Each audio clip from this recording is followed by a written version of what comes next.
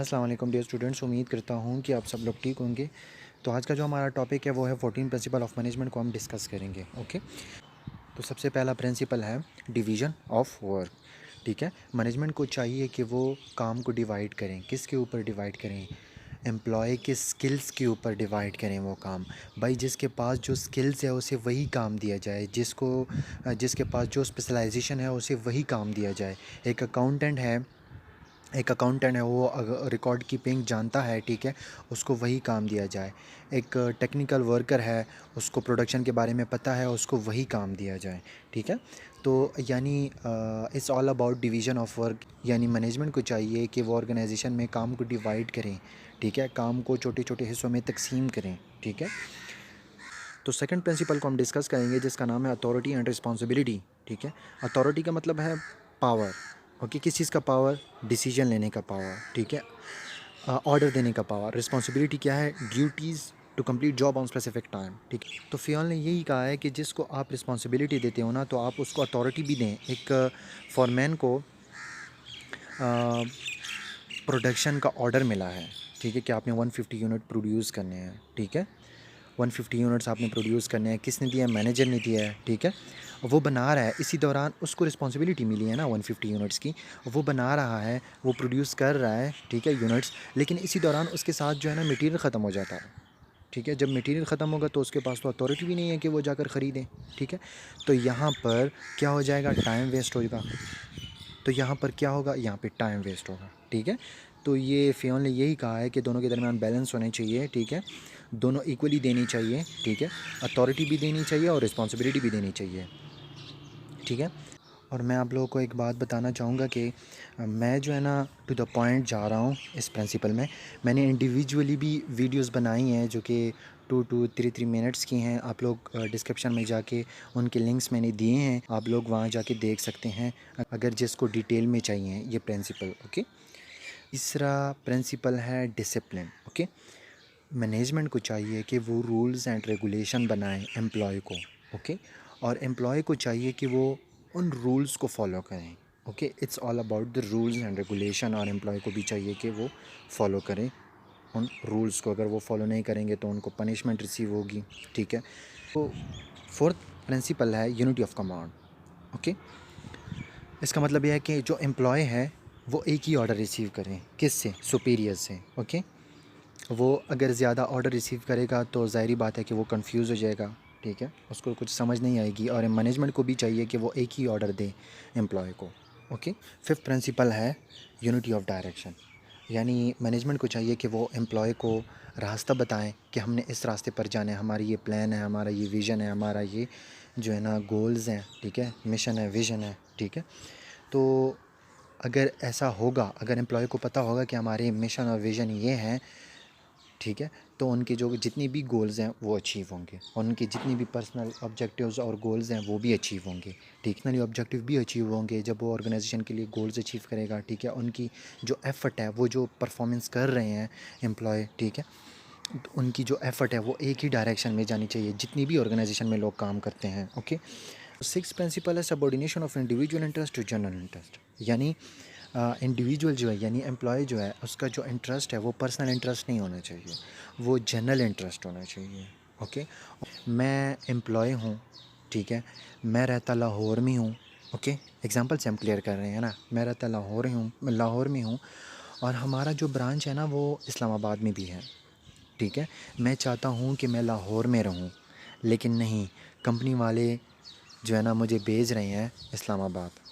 ठीक है, तो मुझे अपने जो पर्सनल इंटरेस्ट है ना उसको जो है ना साइड पर रख देना चाहिए और मुझे इस्लामाबाद जाना चाहिए। ठीक है, क्योंकि कंपनी का इंटरेस्ट है कि मैं वहाँ पे जाऊँ, वहाँ पे काम करूँ। ओके, रेमुनरेशन टू एम्प्लॉय, यानी मैनेजमेंट को चाहिए कि वो एम्प्लॉय को फेयर रेमुनरेशन दे। ठीक है, सेटिस्फैक्ट्री रेमुनरेशन दे। ठीक है, जिससे एम्प्लॉय सेटिस्फाई हो। इससे क्या होगा? इससे एम्प्लॉय का जो टर्नओवर है वो कम होगा, एम्प्लॉय सेटिस्फाई होगा। जब वो सेटिस्फाई होगा तो वो अपना बेस्ट परफॉर्मेंस देगा, अपना बेस्ट देगा। ठीक है, और 8 है सेंट्रलाइजेशन एंड डिसेंट्रलाइजेशन। सेंट्रलाइजेशन का मतलब है जो मतलब कि जो टॉप लेवल मैनेजमेंट के पास अथॉरिटी होती हैं, हमने पढ़े थे ना 3 लेवल मैनेजमेंट हमने पढ़े थे, ठीक है। जो टॉप लेवल मैनेजमेंट है उसके पास अथॉरिटी होती हैं, ठीक है, सेंट्रलाइजेशन उसको बोलते हैं। और जो डिसेंट्रलाइजेशन होता है उस मतलब तीनों लेवल के पास जो है ना अथॉरिटी होती हैं, ठीक है। तो फ़ियोल ने सिंपली ये कहा है कि it's depend on your organisation, on your business, ठीक है, द नेचर ऑफ बिज़नेस, कि आपका बिज़नेस कौन सा है। कि अगर आपका बड़ा है, ठीक है, तो आप जो है ना डिसेंट्रलाइजेशन को फॉलो करें। अगर आपका छोटा है तकरीबन 2-3 लोग हैं, तो ज़ाहिर बात है कि आप जो है ना सेंट्रलाइजेशन को ही फॉलो करेंगे, ठीक है। नाइन्थ है स्केलर चेन। स्केलर चेन का मतलब ये है कि एक चेन होना चाहिए इन्फॉर्मेशन के लिए, ठीक है, सीक्वेंस में होना चाहिए इन्फॉर्मेशन। जब हम किसी से शेयर करेंगे ना, जब हम किसी को इन्फॉर्मेशन ट्रांसफ़र करेंगे तो वो सीक्वेंस में करेंगे, ठीक है। आगे इससे क्लियर करते हैं, एक मिनट। इसका मतलब आप लोग देख सकते हैं, देखें, ए जो है ना वो बी के साथ इन्फॉर्मेशन शेयर करेगा, देखें आप लोग, सी डी के साथ करेगा, ए जो है ना बी के साथ करेगा, बी सी के साथ करेगा, सी डी के साथ करेगा, ठीक है। और अगर इमरजेंसी केस आया, उसको हम गैंग प्लैंक भी बोलते हैं, ठीक है, gang plank, okay. Gang plank ये है कि सेम रैंक का जो एम्प्लॉय है ना वो उसी के साथ इन्फॉर्मेशन शेयर करेगा। ये सेम है आपस में, डी और एच, ठीक है, ये इन्फॉर्मेशन शेयर कर सकते हैं, ओके। सी और जी, ये जो है ना इंफॉर्मेशन शेयर कर सकते हैं, ठीक है। यानी इसका सिंपली मतलब ये है कि जब इमरजेंसी होगी ना, हाँ मतलब कोई बहुत इमरजेंसी है, ऑर्गेनाइजेशन में इंफॉर्मेशन शेयर करने की ज़रूरत है, बहुत ज़्यादा इमरजेंसी है, तो हम गैंग प्लैंक का इस्तेमाल कर सकते हैं। यानी सेम जो है ना रैंक वाले एम्प्लॉय के साथ जो है ना हम इंफॉर्मेशन शेयर कर सकते हैं, ठीक है। हम ये नहीं कर सकते कि भाई ई जो है ना एफ़ के साथ जो है ना ये नहीं कर सकते हैं, अच्छा ये नहीं कर सकते हम, क्योंकि ये इसका सेम रैंक नहीं है। ई जो है ना एफ़ के साथ इंफॉर्मेशन शेयर नहीं कर सकता, ठीक है। अलबत्ता ई और आई कर सकते हैं इस तरह, ठीक है। अलबत्ता ये भी ऐसे भी कर सकते हैं, अगर इमरजेंसी आ जाए फिर ऐसे सेम रैंक में भी कर सकते हैं, ओके। सो इसको गैंग प्लैंक बोलते हैं, ओके। जो सेम रैंक वाले एम्प्लॉय के साथ अगर इमरजेंसी हो तो आप इंफॉर्मेशन शेयर कर सकते हैं, ओके। तो 10th प्रिंसिपल है ऑर्डर। ऑर्डर का मतलब ये नहीं है कि आप किसी को ऑर्डर दें, ऑर्डर का मतलब है orderly arrangement of man and material, यानी मटेरियल को भी ऑर्डरली अरेंजमेंट करना, ठीक है। और जो एम्प्लॉय है उसे भी ऑर्डरली अरेंजमेंट करना, ठीक है। मटेरियल का अगर आप ऑर्डरली अरेंजमेंट करेंगे तो आपका टाइम वेस्ट नहीं होगा कि फ़लाँ मटेरियल यहाँ पे पड़ा है, फ़लाँ मटेरियल यहाँ पे पड़ा है, ठीक है। और एम्प्लॉय की अगर मैं बात करूँ, मैंने एग्जांपल दी है, ठीक है, इंडिविजुअल वीडियो में, ठीक है। और इसमें भी मैं देना चाहूँगा आप लोगों को, मैकेनिक है, ठीक है, कोई मशीनरी ख़राब हो गई, ठीक है, एक ऑर्गेनाइजेशन है उसमें मशीनरी ख़राब हो गई, मैकेनिक है, वो कभी एक डिपार्टमेंट में होता है कभी दूसरे डिपार्टमेंट में, लेकिन जो मशीन का बंदा है, जो मशीन का एम्प्लॉय है, मशीन को रन करने वाला एम्प्लॉय है, ठीक है, वो उस एम्प्लॉय को ढूंढ रहा है, उस मैकेनिक को ढूंढ रहा है। इससे क्या होगा, इससे जो है ना टाइम वेस्ट होगा। ऑर्गेनाइजेशन को चाहिए, मैनेजमेंट को चाहिए कि उसे कोई फ़िक्स ऑफिस दें, कोई फ़िक्स जगह दें कि वो वहाँ पे हर टाइम अवेलेबल हो, ठीक है, कि जब भी ऑर्गेनाइजेशन को ज़रूरत हो, ठीक है। इक्विटी की अगर मैं बात करूँ, इक्विटी का मतलब ये है फेयर और काइंड ट्रीटमेंट टू एम्प्लॉय, यानी एक अच्छा ट्रीटमेंट करना एम्प्लॉय के साथ, काइंडनेस करना, जस्टिस करना ऑर्गेनाइजेशन में। मैं मुस्लिम हूँ, मैं मुसलमानों के साथ अच्छा ट्रीटमेंट कर रहा हूँ, लेकिन जो ऑर्गेनाइजेशन में नॉन मुस्लिम है मैं उनके साथ अच्छा ट्रीटमेंट नहीं करना। तो मैनेजमेंट को चाहिए कि वो जो है ना इन सब चीज़ों को अवॉइड करें, ठीक है।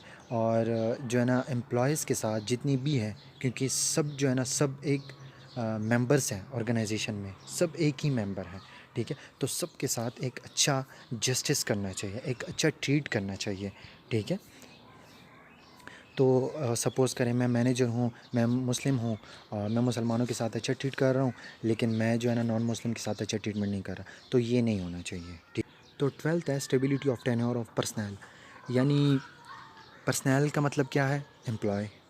टेन्योर का मतलब क्या है, टाइम पीरियड। स्टेबिलिटी का मतलब है किसी चीज़ का स्टेबल होना, किसी भी चीज़ का, ठीक है, स्टेबल में रहना या स्टेबल होना, ठीक है। तो इसका मतलब ये है कि मैनेजमेंट को चाहिए कि वो एम्प्लॉय का जो टेन्योर है ना वो स्टेबल रहें, वो स्टेबल रखें अपने पास, ठीक है। उनको सिक्योरिटी दें कि उनको यकीन दिलाए, ठीक है। यानी मैनेजमेंट को चाहिए कि वो एम्प्लॉय को यकीन दिलाए कि उनका जो टेन्योर है वो स्टेबल है, ठीक है, हमारे साथ, ठीक है। तो और एम्प्लॉय को भी चाहिए कि वो टेन्योर को जो है ना स्टेबल रखें अपने ऑर्गेनाइजेशन में जिसमें ये काम कर रहा है, ठीक है। अभी अगर आप लोग देखें, जब भी इंटरव्यूज़ या सिलेक्शन किया जाता है, एक एम्प्लॉय को जो है ना सेलेक्ट किया जाता है, ठीक है, काम के लिए, इंटरव्यू में जब वो उसे सेलेक्ट किया जाता है तो उनसे एग्रीमेंट लिया जाता है, तकरीबन 2 साल का एग्रीमेंट, ओके। तो वो क्या है, वो क्यों, वो एम्प्लॉय को बिलीव देने के लिए कि आपका जो टेन्योर है वो हमारे पास जो है ना सेफ़ होगा, ठीक है। तो 13 प्रिंसिपल है इनिशिएटिव। इनिशिएटिव का मतलब ये है कि मैनेजमेंट को चाहिए कि वो एम्प्लॉय को अलाउ करे, अपॉर्चुनिटी दे कि वो फर्स्ट स्टेप लेकर जो है ना उनके साथ पार्टिसिपेट करे, ठीक है। उनके साथ डिसीजन मेकिंग में पार्टिसिपेट करे, उनके साथ जो है ना रूल्स एंड रेगुलेशन जब बनाए, ठीक है, तो वो आए और वो भी जो है ना इस चीज़ में पार्टिसिपेट करें, ओके, पार्टिसिपेशन करें, ओके। तो मैनेजमेंट उनको वेलकम करें, ठीक है, कि वो जब भी आना चाहें पार्टिसिपेशन में, या रूल्स एंड रेगुलेशन बनाए जाएं, या पॉलिसी वगैरह, पॉलिसी मेकिंग में वो पार्टिसिपेशन करें, या कुछ आइडियाज़ वगैरह, ठीक है, तो वो उनको अलाउ करें, ठीक है।